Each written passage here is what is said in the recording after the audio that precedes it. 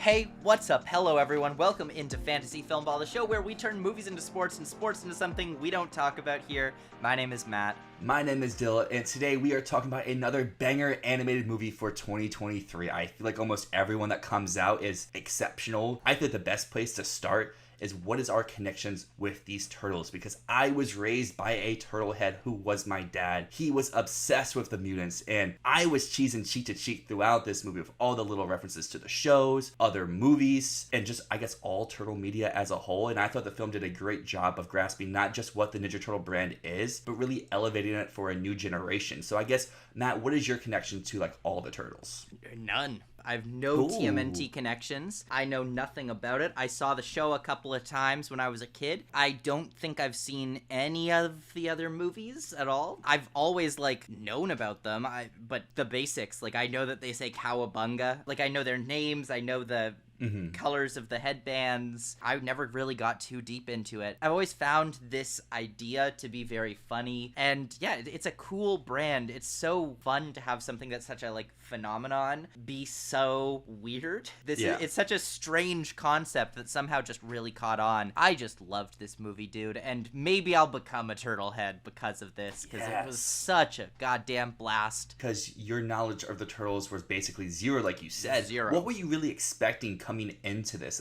Obviously you had seen a trailer, but what did you really think the movie would be like? Well, I was hyped for this movie. For me, it wasn't because I love TMNT. It was because of the writing team on this, being Jeff Rowe, who previously was the co-director and co-writer of The Mitchells vs. the Machines, which was one of my favorite movies of the last few years. Anything with anyone who was involved in that movie, I'm in. Plus, the fact that this was co-written, not just by Jeff Rowe, but by Seth Rogen, Evan Goldberg, that caught my attention. They are fantastic screenwriters. A lot of their movies have just been some of my favorites. Superbad is a classic. And so to bring that sort of element of humor from them to this movie, that really intrigued me. And then, of course, when we first saw the trailer, first saw some of the stills with the art style, which looks like a mix of CG and literally sketches. It looks like someone just tore a page out of a notebook with the sketches on it. I was all in. I really dug Mutant Mayhem. I think this ensemble is killer, especially our four young boys who voice our teenagers. I feel like I could see myself in each one of these characters at some point in my life, and I always think that's a very interesting thing when you're watching an ensemble movie. It's not that you just latch onto one character, you can latch on to them all. As you mentioned, I think the visuals here are amazing. I thought this movie was hilarious. So many jokes landed for me. It was action-packed. I feel like there was barely any time wasted, and I just really like, again, the animation of how it blends stuff that we know with new stuff. And you mentioned being ripped out of a notebook. To me, it felt like ripped out of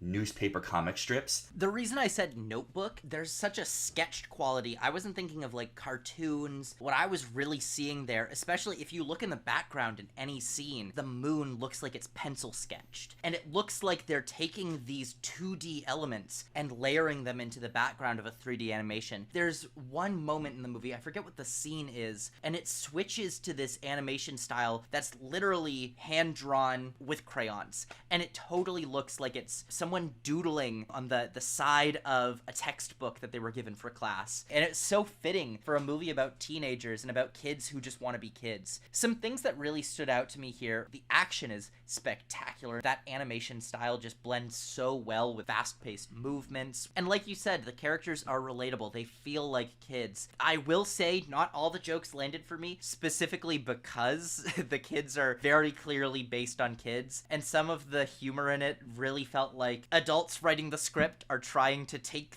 current lingo or whatever. There's a few moments where Michelangelo said something about Riz. Seth Rogen, you cannot use Gen Z slang. I'm Gen Z. I can't use that. It sounds weird coming out of my mouth. So, it extra sometimes felt weird. It didn't feel always like they fully got the lingo. I worry about how the movie's going to age, because so much of the humor comes from directly very, very current jokes derived out of current lingo that only started being lingo like 6 months ago and will stop being lingo 6 months from now. So even 6 months from now, I could see some of the humor, some of the lingo be completely out of date. I'm so glad that animation is kind of having a heyday right now, especially because since the first Spider-Verse movie, it seems like so many films, Puss in Boots, The Bad Guys, this now, are ditching that sort of Pixar, DreamWorks look, and they're embracing much more creative, interesting looks to their films. It seems like they're just giving the animators a lot more creative freedom to do what they want on these projects. Even Spider-Verse, this looks so different from that, and it just shows that animation is a medium that people can do anything in. Coming into this movie with my knowledge of the Turtles, Donatello was always my favorite turtle. I always felt like he had some of the more interesting character dynamics. I saw myself a lot in him, but watching this movie, I was very enamored with Mikey. I thought he had some of the best jokes. I know you said that the Riz one didn't land for you. It landed for me, and some of his other one-liners hit, and I just really like his chaotic, sporadic nature of him. So which turtle was your favorite in this movie?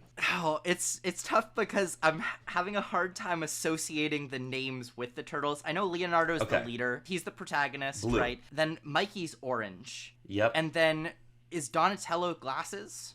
Yes. And then Donatello. Raphael is red. Donatello's my favorite. Let's tier this out. Donatello's top. Raphael's bottom. I feel like I didn't connect with the anger. I felt like he was the least developed there. And then I'm really torn between, for number 2, number 3, Leonardo and Mikey. Could go either way. As we both talked about, the voice performances are great. It's really hard to even pick a standout outside of our boys, because like there's a lot of big names in this movie as well who land like little scenes, and I just felt like the whole cast kind of knocked it out across the board. But my favorite, like I guess, technical element of this movie would have to be its soundtrack, its musical cues, its needle drops. They all felt straight out of like when I was growing up. Even though these songs are all older than me, it's a lot of what like my dad, who liked the Turtles, listened to this. Did you have a favorite needle drop throughout this movie? Can I kick it? Yes, you can. That's Boom. The one. What you're saying is so true, though. This movie feels like it's made by people who grew up with the Teenage Mutant Ninja Turtles, who loved them as kids, who were 90s kids, and now are in a place where they can make stuff. This is Seth Rogen and Evan Goldberg's love letter to something that clearly shaped their sense of humor, shaped their aesthetic. It makes so much sense for Seth Rogen to be making this movie. This is their Jonah Hill mid-90s, basically. This is a little better. Much better. I don't like mid-90s. This, Same. I love. All of it is just so heavily indebted to their childhoods, and we can feel that joy in the movie, which is why it's just so electric to watch. But yeah, that soundtrack is stunning, and it's like they're taking the music that they grew up with and pairing it with the cartoon they grew up with. There's no self-seriousness here. It's just good vibes all around. And honestly, I'll actually say the best part of the movie isn't the action scenes for me. It's not the ninja stuff. The best part of this movie is watching the turtles be kids. And that's not what I expect. I loved all of those moments where we're just seeing the kids wanting to be kids. We're seeing them eat pizza. We're seeing them skateboard from place to place. Like, they nailed those aspects of what it's like to feel out of place, to be a kid who's looking to find their place in the world. I really like the family connection between Jackie Chan's Splinter with all of the turtles and how they became turtles. I think was a very interesting tie-in. The joke of "we're gonna milk you" throughout the whole time is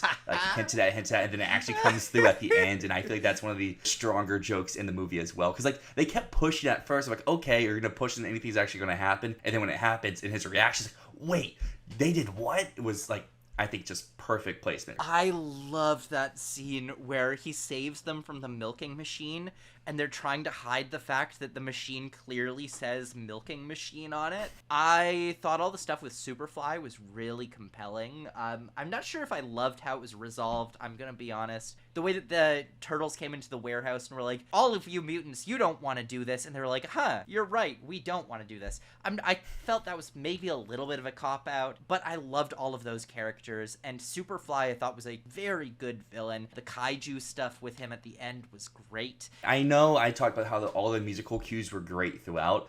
I feel like using the more modern Bruno Mars Gucci Mane song was so out of place when they could have used Curtis Mayfield's Superfly, and that would have been, I think, so much more, like, not just on the nose, but like in tone with the rest of the movie. That would be my one like little detraction to the musical cues. I completely agree. That's what I thought they were going to do. So I think when I first heard the songs that were being used for Superfly, I was like, I feel like you should do like 70s R&B? Curtis Mayfield, Isaac Hayes. Give me some of that. I mean, we were both very positive in this movie, but do you think the Academy is going to be? So for Oscars, obviously this is animation or bust. It's just, can we fit two? I know, like we both said, this isn't Spider-Verse in terms of its animation quality, but it's like the same type of like feel. Are they gonna be able to fit two into the lineup? I'm interested to hear what you think, but I have it just slightly out right now. And that's because there's so many other movies that are using this same animation style that are equally, if not more acclaimed. A lot of people that would be voting to nominate Turtles, they're going to be voting to nominate Spider-Verse. So that's one thing. Spider-Verse is so much more acclaimed, and it hits the same demographics, the same people who are going to go out to see both of these movies. And then there's Nimona, which also has that sort of interesting art style, the same sort of dynamic feeling to it. And that one has just slightly better reviews than this one. And then you get down to stuff like Elemental, like Wish, like Chicken Run. I don't know if we can fit TMNT in. I would agree. The way this gets in is one of the Disney movies missed. Spider-Verse, Chicken Run, Boy in the Heron are probably pretty safe. I know we say that every year and something still does miss, but those three feel pretty good, especially since two of them have already been seen. And then Wish, Elemental, Disney can probably get both in. I think this would be ahead of Nimona because I think this has at least the box office factor for it. It's going to make a lot of money. It's going to be a more populist type choice. I mean, Nimona could be the same case of last year, The Sea Beast, where it kind of came and went off of Netflix. No one talked about it. Then, oh wow, Oscar nominee. But I think one thing I'm confident with TMNT is it could make that PGA animation lineup like Minions did last year, where it jumps over Elemental, it jumps over Chicken Run, and it takes one of those slots. What do you think about this movie's box office? Do you think it's going to have legs? What are you predicting for the full run of this movie? I think this movie is going to continue to do well, as we saw even with Elemental earlier this summer. Even if you don't open to the highest, you can stay around for a long time just because there's not a huge market out there right now, especially for family-oriented films. Yeah. Obviously, Barbie, Oppenheimer, they're killing the box office. However, they're not very much family movies. Yeah, families are going to see Barbie, but still, repeat viewings, TMNT will rack up a lot of money. I can definitely see this hitting maybe 150 domestically. It's already at roughly $76 million domestically, so that's just doubling it throughout its first 7 days. So I feel like I'm pretty safe there. This could end up legging out to be a top 10 summer movie, which I think would be great. We could have 3 animated movies in our top 10 of the summer. So I think it's going to do pretty well. That's why I still feel like it's a pretty good bet for PGA. Great to hear. I was worried that this was not going to be doing too well. And that brings us to the end of our discussion on TMNT Mutant Mayhem. We both loved this movie, and we hope that you loved it too. Let us know what you thought about TMNT in the comments down below. And as always, my name's Matt. My name is Dyl, and this is Fantasy Filmball.